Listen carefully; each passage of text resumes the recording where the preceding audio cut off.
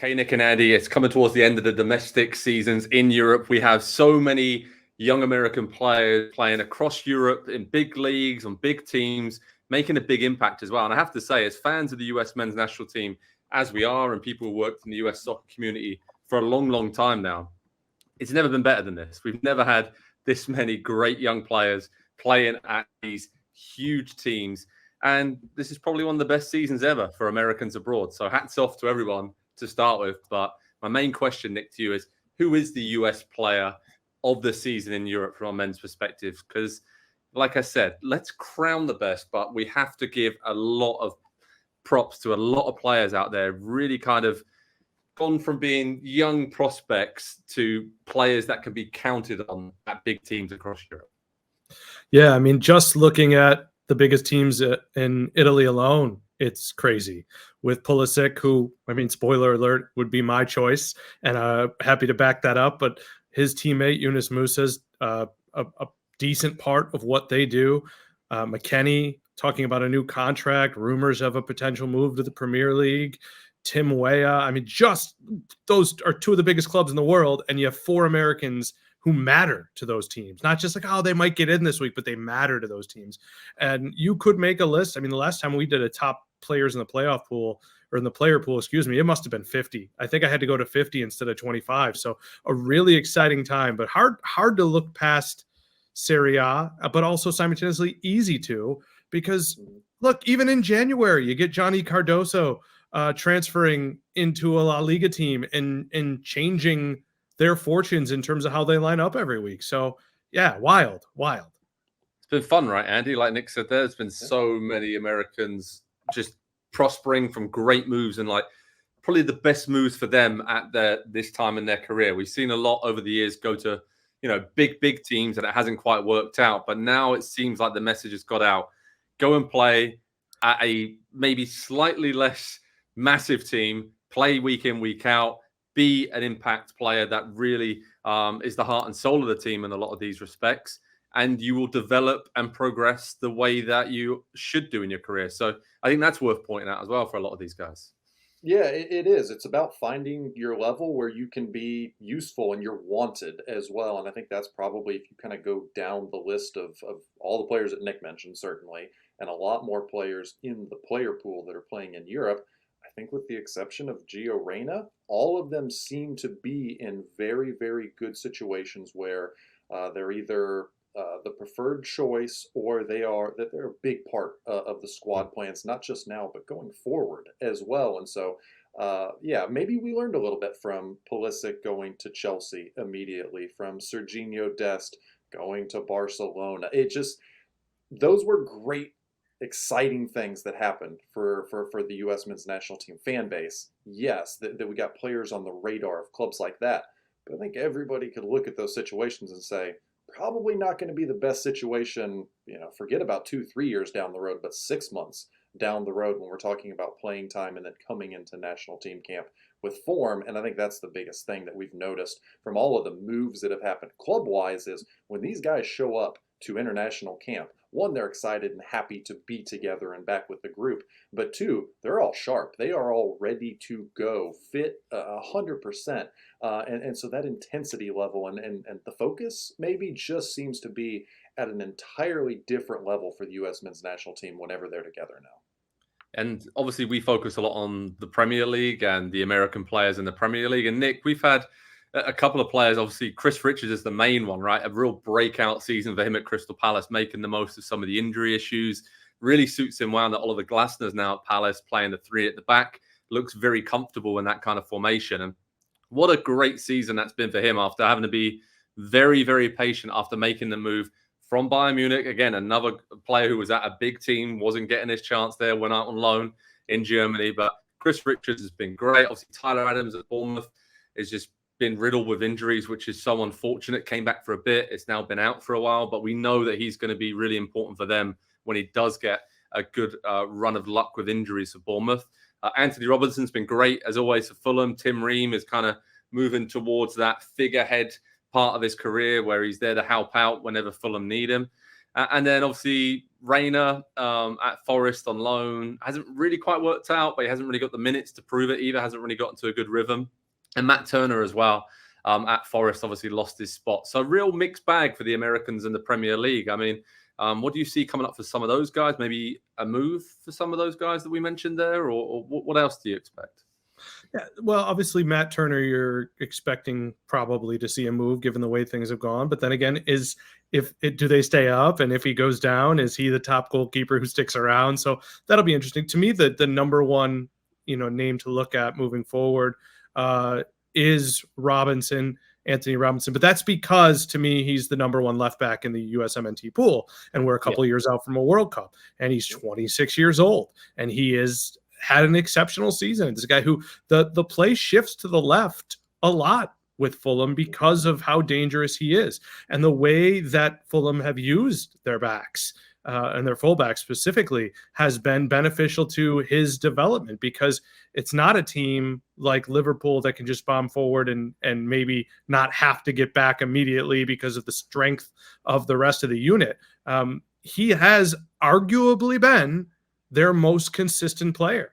And that's pretty special. And I think he's gotten better in the air as well. The numbers tell me here, 93% percentile in defensive actions, which is pretty darn good. Yeah, busy. And great interceptions as well, right, Andy? Yeah, you're right. He's busy. He's up and down the flank. Yep. He's always getting on the ball. And pretty lucky whenever you get to go to Craven Cottage this season, you are right up against the touchline. You see Robinson in the first half right in front of you, all the movement off the ball, just how quick he is at passing. Yeah. And I spoke to him in the past as well. He really wanted this season to get much better with crosses, the final pass, making a difference in the final third. And I think he's really taken that part of his game to the next level. When we look at some of the other players, because let's not forget, this is all around Europe. Players are popping up and having big impacts in league. So in the Netherlands, Tillman, Ricardo Pepi, Serginho Dest won the title with PSV. And they had a big impact as well throughout that great title win, by the way, because they absolutely blew everybody away in the Eredivisie. Nick mentioned it there. Johnny Cardoso has been superb at Real Betis. And then we mentioned it, obviously, Christian Pulisic has been influential for AC Milan. I'm just happy he's been fit, right, Andy? I mean, that's just what we have to say with Christian Pulisic for so long during his career at Dortmund and Chelsea. Yeah. He just has never really got a proper run, or managers have changed, or he's just had a very settled season. And we've seen what that can do for him in terms of his progress, because I think he's taken that next step now, and he is one of the leaders of AC Milan. So anybody else around Europe kind of catch your eye? I want to mention two guys in the championship. I watched it closely this season because my team's been playing in it. But obviously Josh Sargent and Haji Wright banging in the goals for Norwich City, who are in the playoffs. So Sargent could be playing in the Premier League next season. Haji Wright's been great for Coventry, and you could see those two guys maybe making a Premier League move this summer. But anybody else that you want to mention, give a shout out to, because as Nick mentioned, this list is getting longer and longer each season, and it's great. It's great that there's so many Americans in Europe. Yeah, I will go really out of left field with a shout out for Joe Scally. 30 games, 30 starts at fullback for Gladbach this season in the Bundesliga. A little bit of versatility to play a little bit left, a little bit right, a nice balance for Anthony Robinson on one side, for Serginho Dest on the other side. Just a very useful and versatile player in the player pool. And the fact that he's got 3 seasons now, 30 appearances, 28 appearances, 30 appearances consecutively for Gladbach. And that is an entrenched, established regular for a team in the Bundesliga. And I think that's the metric I'm looking for now, by the way. It's not, we've got players at big stars. It's the entrenched, established regulars that I get excited about now. And you see a player who is not going to get all the headlines in national team camp like a Joe Scally, but you look at that position and how long, or those two positions really, that he can affect, and how long they were barren of talent for years and years and years for the national team. And suddenly we have a player like him who can't really get into the starting lineup with regularity, but he's an incredibly important piece. And with Dest out this summer, he's going to be hugely important at Copa America. No, he really is. That's a great shout. Nick, do you want to have any more thoughts on other players to give a shout out to? Yeah, just along those lines, what's interesting to me is when does becoming a fixture at a club, when are we, not us as Americans, but when does that start to challenge the way you view how they're looking at the career? And I'll point to a couple of examples. One would be Leonard Maloney, who's at Heidenheim and had just recently been called up the U.S. men's national team. He matters there, and that's a club that's going to stay up, and he'll continue to matter there. Another guy, similar situation on a big club in Scotland, is Cameron Carter-Vickers. I mean, right now at 26, he can stay there and be their first choice center back, injury pairing for 8 years. But at what point do we look at them the way we would look at a Walker Zimmerman, et cetera, and say, are they, should they be looking for a different challenge? Or since we're begging these guys to find European clubs to play at, should we just be happy and say, hey, Cam Carter-Vickers, you couldn't break into Spurs, you're at Celtic, it's fantastic, you can literally become a club legend there. Is that okay? So I think that's another fun part of the discussion as we move forward monitoring the USMNT, is in which cases do we encourage guys to take that next step? Yeah, it's very delicate as well, right? Because we were saying before in terms of players who maybe took that next step, didn't work out for them, and now have found a good home. But I want to see a good home for Gio Reyna, for Brendan Aronson. I think those two in particular really need to find somewhere where they're loved, right? And maybe even Balogun as well. He's kind of gone off the boil a little bit. I'm not sure if there was maybe a better fit for him out there. But just three key players for the US going forward in attack that I think it would obviously really be beneficial for the US if they can find a good fit for them tactically and somewhere where they're loved and appreciated as well. Because I think what we're seeing with a lot of the rise of these young players this season is that they are comfortable in their surroundings and they are getting minutes under the belt. And that's so important in this part of their career. I'm going to select my player of the season in Europe from a USMNT perspective because it's easy for me, and I think Nick agrees with me as well. Christian Pulisic, career high in terms of goals, 13 goals in 47 games in all competitions for AC Milan. Huge club. He has taken the weight of expectation on his shoulders, playing really well, creating chances. Again, looks very comfortable. And it's just great to see him out there expressing himself and being fit. Nick, who are you going for, mate? I think I know.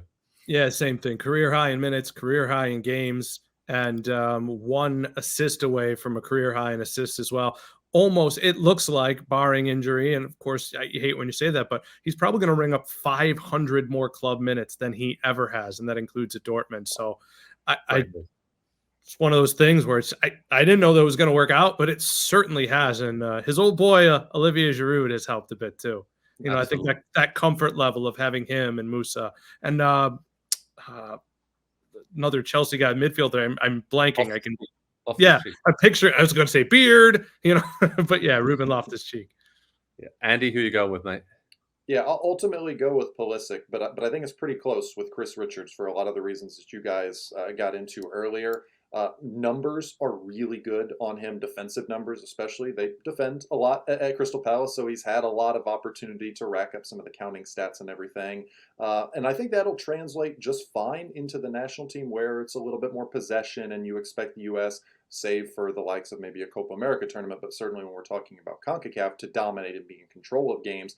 He's very, very active in possession in the attacking third and the final third for defenders as well. And so he is such a complete player at a center back, a fullback. I think he could probably do a job in a defensive midfield if it ever required to. So he's had a great season and came through multiple managers, multiple different systems, multiple injuries since going to Crystal Palace a couple years ago when it seemed like this would be great if it works out, but it probably isn't going to work out. It has worked out in the end.